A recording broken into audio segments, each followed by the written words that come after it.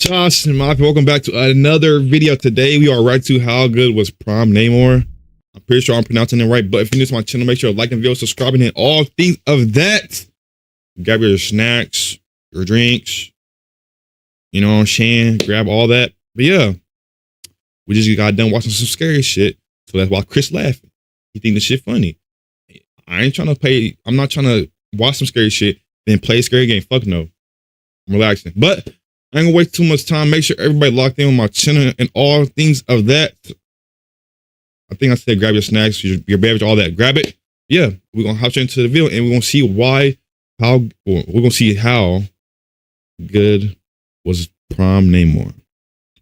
At his peak, he wasn't just an elite player. He was tipped to become the next king of football. There's been a lot of talk about how he's never fulfilled his potential. But when it gets down to it, just how good was Prime Neymar? For Neymar, his story starts in his native Brazil. Born on the 5th of February 1992, Neymar's rise to the top was almost divine. He came from a family that had to grind their way to the top just to survive. The neighborhood he lived in Sao Paulo was poor, but Neymar didn't let his circumstances affect him. He was always trying to stay positive and see how he could help his family out. He stayed positive all through, and that's because he'd found something that would help him to become successful. Football.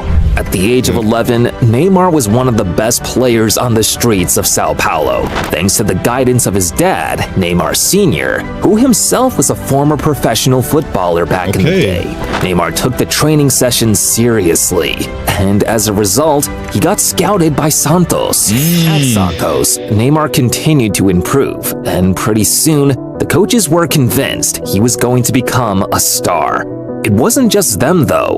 Abroad, Neymar's talent had been attracting interest all around. Real Madrid had sent scouts to Brazil to watch him play, and after a few weeks of studying him, they were positive he was one for the future. So they arranged the deal, and Neymar had a potential chance to become a future star at the biggest European club on the continent. The trial was all set in Madrid. Neymar went there with his dad. He played well enough to pass it, and the deal to secure the move to Madrid was done. All that was left was for Neymar to sign, but at the last minute, he changed his mind. Neymar wanted to go back to Santos and asked the club to match Madrid's offer for him, which they did. And like that, the deal to Real Madrid was off, and he was back in Brazil. On his return to Santos, Neymar was a different animal. The year was 2009 now, and at 17, Neymar made his debut for the Santos senior team. The start of something special. In his debut season with Santos, Neymar managed 14 goals in 48 games. For a 17-year-old, that's pretty registering good. He's 17, that's pretty good, goals at the time, this was a very impressive feat. By the time 2010 rolled around, Neymar had bagged 14 goals in 19 games in the Campeonato Paulista for Santos, and 42 goals in 60 games for Santos that season. Neymar was attracting serious interest all around now. This wasn't a trial attempt. Both Chelsea and West Ham had genuine offers trying to sign him. Neymar had even become so good, he made his debut for the national team.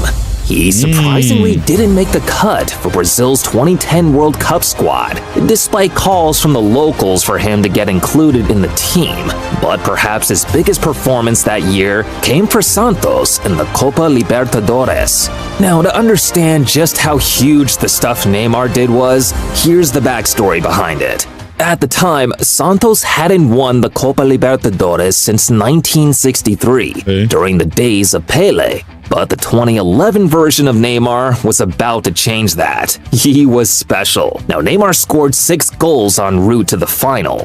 And after a 0-0 draw in the first leg of the final itself, in the second leg, in front of a home crowd with Pelé watching, Neymar sent Santos on their way to victory. His goal helped the team to a 2-1 final win. Neymar himself balled out in the competition. 9 goal contributions in 13 games, and his serious form caught the eye of many teams abroad.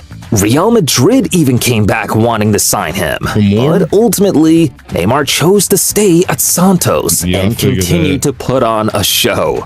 Now, this stunning goal here was so good that it won Neymar the Puskas Award that year. Before him, players like Robinho and Ronaldinho had all come from Brazil's Serie A league and made it to Europe as promising talents. But Neymar was more than that. He was an elite player. Still playing So for better than him? Santos, he made it to the Ballon d'Or top 10. Amazing. It gets even better too. So is that Ballon d'Or? Is that like? Is it rare to get into that, or you just had to be like, you got to be like top athlete in football to get that shit? I'm pretty sure you have to be at least top five at least. Top 5 or 10. It's one. I don't know. I don't know too much about football, but I'm getting to it. But yeah, let me know down below in the comments. Neymar won the 2011 South American Footballer of the Year that year. By 2012, Neymar hit a truly unique landmark. On his 20th birthday, Neymar scored this goal. Now, what was special about it? Well, it was the 100th goal of his career. Allow me to rephrase that again. Neymar was 20 years old playing in Brazil's top flight, and he'd already bagged 100 career goals.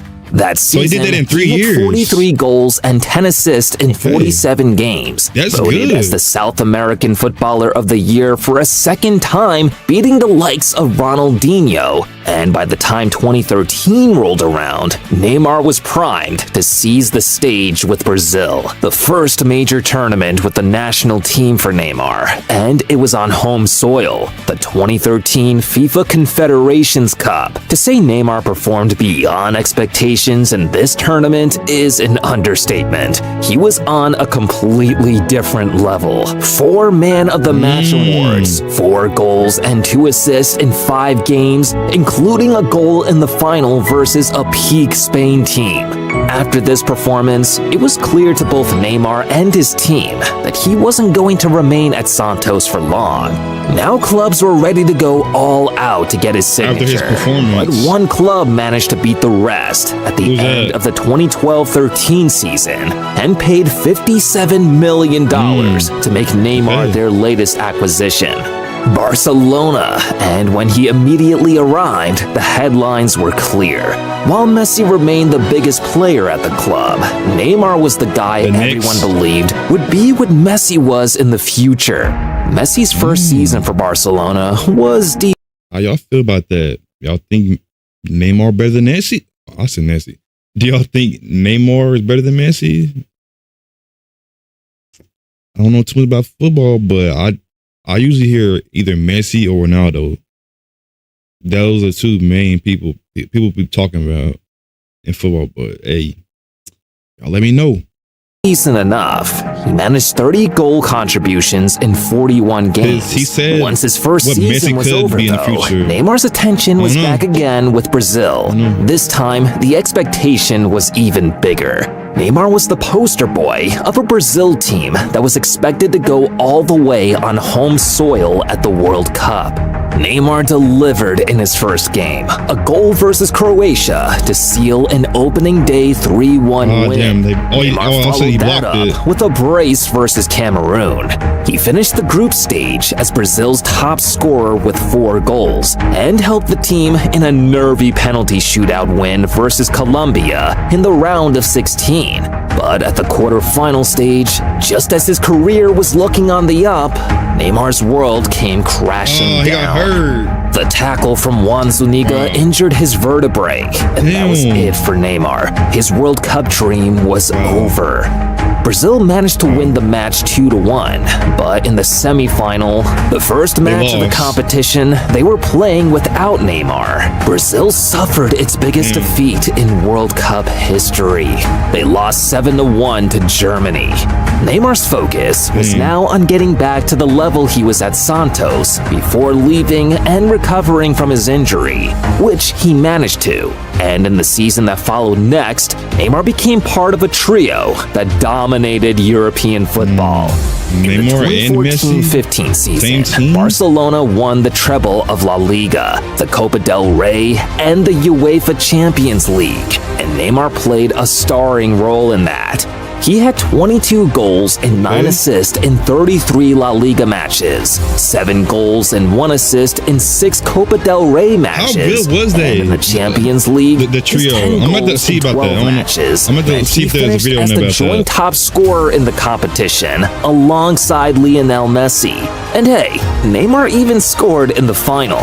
The goal that effectively sealed the win for Barcelona. Together with Messi and Luis Suarez, Neymar's role in the MSN was to become the exciting part of an attacking trio everyone tuned in to watch week in and week out. They won, and Neymar continued to succeed both on a collective and individual level. He finished third in the Ballon d'Or nominations for that year, and in 2016, he captained Brazil to history. This goal in the men's Olympics football final versus Germany secured Brazil's first ever gold medal at the event. 2 years on from that humiliating defeat versus Germany, and with Neymar in the team, they were now men's Olympic champions. Changed everything. See, Neymar up to this point was seen as part of that exciting attacking trio. He confirmed this himself in that epic Champions League match versus PSG. After losing his first leg 4-0, Neymar sparked a revival in the second leg. He scored 2 goals and provided another 2 assists as Barca won 6-1 and pulled off a miraculous comeback to turn around a 4-0 deficit on the night. 4-0? Anyone who watched this game knows Neymar was the obvious star of the show. But when the headlines came out the next day, on the front pages of the papers, you can kinda guess what happened next. Yeah, Messi was everywhere. Hardly any real mention of Neymar. They didn't mention Neymar established at all? himself at a new club. Eventually, when PSG dropped the sporting project of making Neymar the face of the club's bid to become the major sporting force in Europe with a world record $222 million offer, Neymar couldn't resist. And a few days later, he was Paris's latest attraction.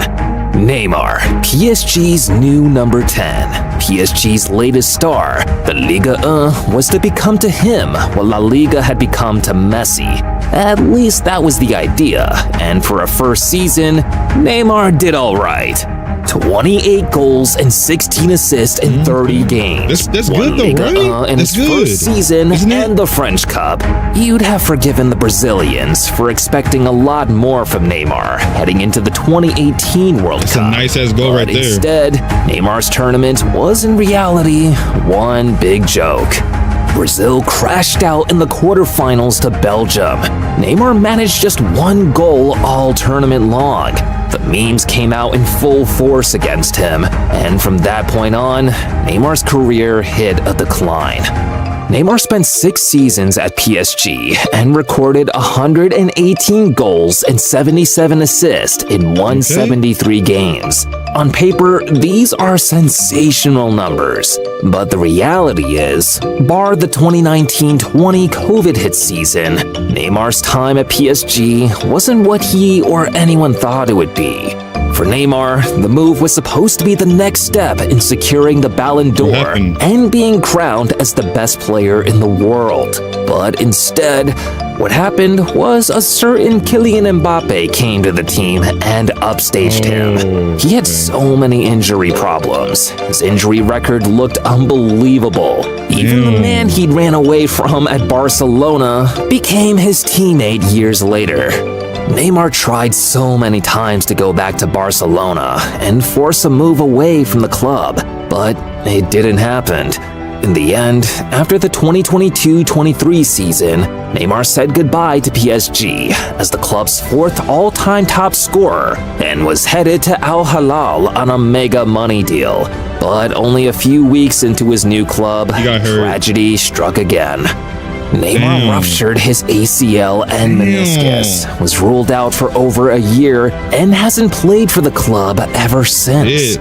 Truth is, guys, Neymar's never really gotten the respect he deserves. But in his peak years, 2011 to 2015, he was by far the most exciting young talent in the world. On one hand, Neymar achieved almost all his personal goals before leaving Europe. He won the Champions League, won the treble, became Brazil's all-time top scorer, and played in 3 World Cups. But on the other hand, his career could have been so much more, and he knows it. He's still a real one, and that's because he subscribed to Goal Zone. All right, that is the end of how good was prime Neymar. In my opinion, I feel like he would have been way better if he didn't get, well, injuries come with sport or any sport, but I feel like if he didn't have as much energy, I said energy, but if he didn't have as much injuries, he would have been better, way better in my opinion, because he had to set up because he tore his, I think ACL and like, I think he said ACL and something else. I forgot what it is.